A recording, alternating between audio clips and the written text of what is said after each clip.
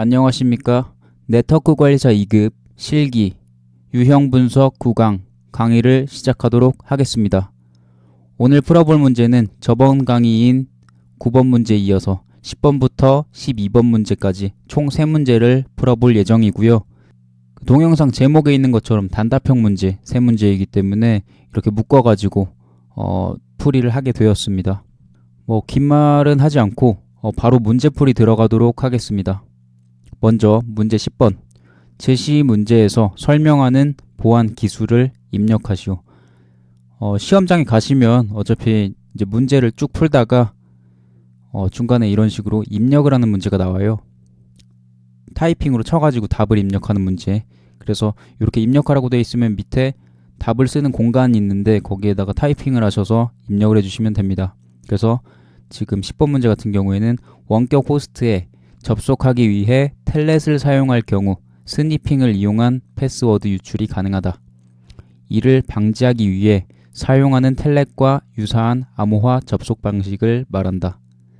보안 등급이 낮은 네트워크 상에서 보안 등급이 높은 원격 접속, 게시나 데이터 전송을 실현하는 프로토콜이다. 이런 식으로 이제 보안 기술에 대해서 설명이 되어 있는데요. 이건 솔직히 암기 문제예요. 솔직히 단답형 문제는 전부 다 암기 문제인데 그래도 이해가 조금 돼 있으면 좋기는 해요. 하지만 급하게 뭘 이렇게 이해를 하는 거는 좀 어렵기 때문에 그냥 암기를 하시는 거를 추천을 드리고요. 요 문제 10번 문제 같은 경우에는 중요한 부분이 어디 부분이냐면 보안 등급이 낮은 네트워크 상에서 보안 등급이 높은 원격 접속, 게시나 데이터 전송을 실현하는 프로토콜이다. 요 부분이 중요하거든요. 왜냐면 이 위에 부분은 없어도 그렇게 크게 이게 뭔지 답이 뭔지 모를 수 있는데 이 밑에 부분 같은 경우에는 이 부분이 나왔는데도 답이 뭔지 모르면 그냥 틀린 문제예요. 그래서 이 밑에 있는 부분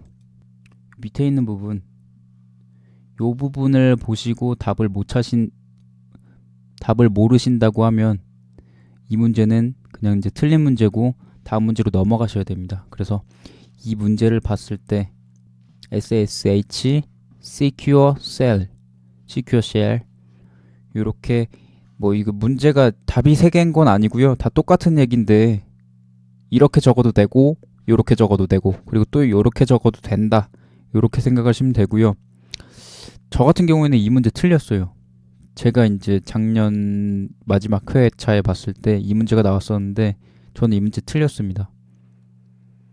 제가 단답형 문제 봤던 것 중에서 여기에 대한 설명은 딱히 안 나와 있어가지고 전 틀렸어요. 그래서 글쎄요. 요번에 보시는 분들이 똑같은 문제 또 나올진 모르지만 그래도 알고는 계시는 게 좋겠죠. 보안 등급이 낮은 네트워크 상에서 보안 등급이 높은 원격 접속을 게시나 데이터 전송을 실현하는 프로토콜이다. 프로토콜이라고 돼 있으니까 괜히 또 뒤에 P가 들어가야 될 것 같고 그런데 요건 또 예외적으로 그냥 SSH, Secure Shell이죠. 그래서 이 문제는 그냥 외워주셔야 돼요. 저도 이제 어떻게 설명을 할 수가 없네요. 이거는 아무튼 이렇게 외우시면 될 것 같습니다. 햄리슈가 강의를 했는데 보안 등급 낮은 거에서 높은 접속을 할 때 전송을 실현하는 프로토콜에 대해서 얘기를 했었는데 걔도 잘 설명 못했는데 아무튼 그거는 보안 등급 관련된 거 낮은 상에서 높은 원격 접속할 때 쓰는 건데 이거는 SSH였다. Secure Shell이었다. 요거를 기억해 주시면 되겠죠. 아무래도 Secure Shell이랑 영어로 이렇게 적는 거는 좀 어려울 수 있기 때문에 SSH로 외우시는 게 조금 더 나을 것 같고요. 그냥 이제 제가 어차피 이 단답형 문제 중에서는 나머지 문제 같은 경우에 조금 암기 방법 같은 거를 조금 구상을 해서 답을 알려드릴 거기 때문에 요것만 좀 기억을 해주시면은 다음 문제들은 좀 암기하는데 좀 쉽게 진행하실 수 있을 것 같습니다. 네, 요거는 일단 이렇게 쭉 넘어가고요. 그리고 11번 문제 리눅스에서 현재 디렉토리 위치를 알려주는 명령어를 입력하시오. 리눅스 명령어 문제인데요. 굉장히 많이 나오는 문제이기도 하고 리눅스 명령어를 다 외울 순 없잖아요. 그죠?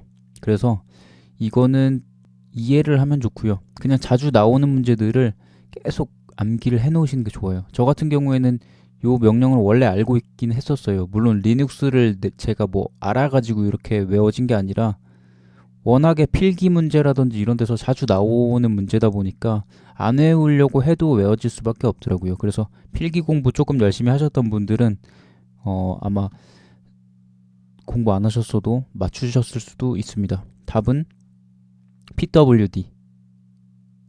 이것도 약자인데요. 프린트 워킹 디렉토리. 그래서 현재 디렉토리 물어보는 위치 물어보는 문제가 필기 문제에서도 저도 꽤 많이 봤던 걸로 기억하거든요. 뭐 정보 처리도 마찬가지고. 그래서 이쪽 문제 같은 경우에는 좀 그래도 쉽게 나왔다라고 생각하시면 되고요. 프린트 워킹 디렉토리. 요거 약자만 어떤 약자인지만 알아도 답을 맞출 수도 있겠죠. 그죠?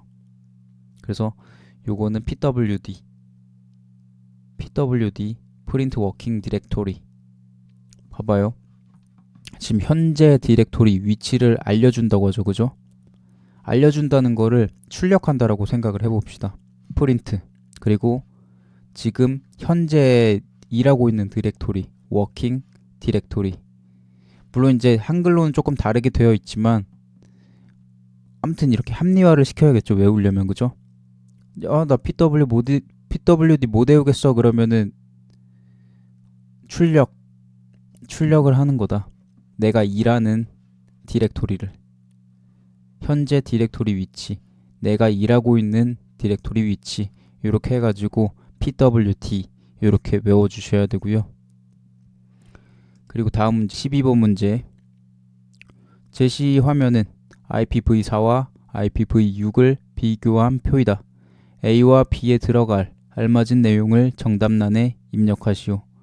지금 보시면은 IPv4랑 IPv6이 이렇게 표로 정리가 되어 있는 것을 확인하실 수 있는데 그 주소 체계가 32비트, 그리고 IPv6은 몇 비트냐? A, 그리고 주소 유형 유니캐스트, 멀티캐스트, 브로드캐스트, 그리고 IPv6은 유니캐스트, 멀티캐스트, B 이렇게 되어 있는데 이것도 아마 필기 공부 조금 열심히 하셨으면 다 아실 거예요.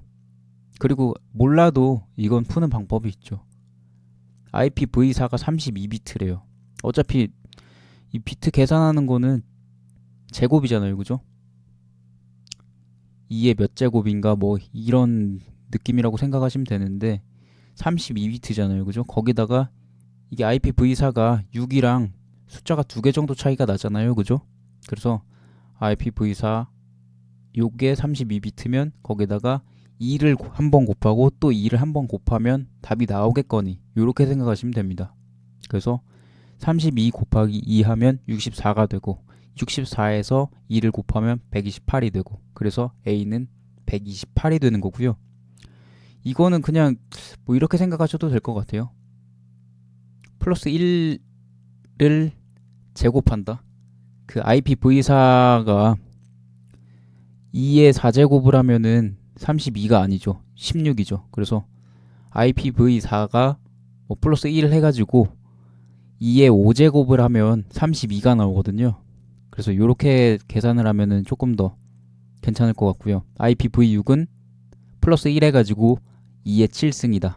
이렇게 생각을 하시면은 조금 더 외우시기 편하실 겁니다. 이거는 뭐 필기 공부할 때도 저도 그렇게 외웠고요. 실기할 때도 마찬가지로 그렇게 암기를 했습니다. 그냥 뒤에 있는 숫자에다가 1 더해서 그만큼의 2의 제곱을 한다라고 생각을 하시면 조금 더 외우시기가 나을 것 같고요. 그리고 주소 유형 이것도 암기 방법은 어차피 똑같은 거잖아요. 유니캐스트, 멀티캐스트는 똑같아요. 그래서 그 다른 부분만 잘 외워주면 되는데 브로드캐스트 요건 IPv4에 브로드캐스트가 있고 그리고 IPv6에는 애니캐스트가 있거든요. 그래서 B의 답은 애니캐스트입니다. 이거 어떻게 외울까요? IPv4가 나이가 4살이에요. 그죠? 그리고 IPv6은 나이가 6살입니다. 그러면은 이제 IPv4가 형한테 형을 영어로 브로, 헤이 브로